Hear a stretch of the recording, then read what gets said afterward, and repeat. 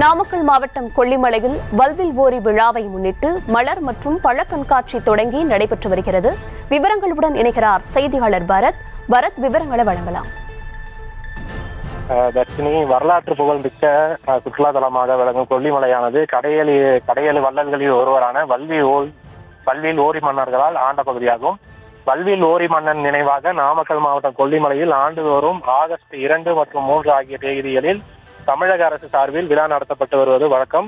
அதன்படி இன்று கொல்லிமலையில் வல்வில் ஓரி விழா, சுற்றுலா விழா மற்றும் மலர் கண்காட்சி துவக்க விழா என முப்பெரும் விழாவானது துவங்கியது.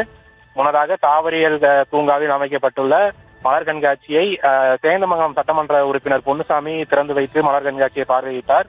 இந்த மலர் கண்காட்சியில் ரோஜா மலர்களால் அலங்கரிக்கப்பட்ட யானை வடிவம், பல வண்ண மலர்களால் ஆன ஆக்டோபஸ், நண்டு, மீன், சிப்பி ஆகியவையும் காய்கறிகளை கொண்டு தானியங்களை கொண்டும் பட்டாம்பூச்சி ஆகியவை செய்யப்பட்டுள்ளது. மேலும் மக்களுடன் முதல்வர் திட்டத்தை அடிப்படையாக கொண்டு அதன் சின்னமும் செய்யப்பட்டுள்ளது.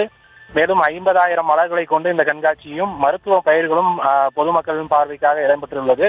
முன்னதாக பழங்குடியினரின் பிரதிநிதிகள் செம்மேட்டில் அமைந்துள்ள வல்வில் ஓரியின் மன்னனின் சிலைக்கு மாலை அணிவித்து மரியாதை செலுத்தினர். இதனைத் தொடர்ந்து வல்வில் ஓரி அரங்கத்தில் பள்ளி மாணவிகளின் மற்றும் நாட்டுப்புற கலைஞர்களின் கலை நிகழ்ச்சிகளும் தற்பொழுது நடைபெற்று வருகிறது.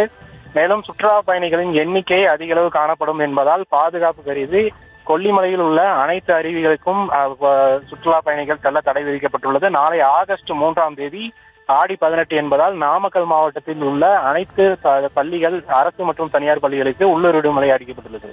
லட்சுமி, விவரங்களுக்கு நன்றி பரத்.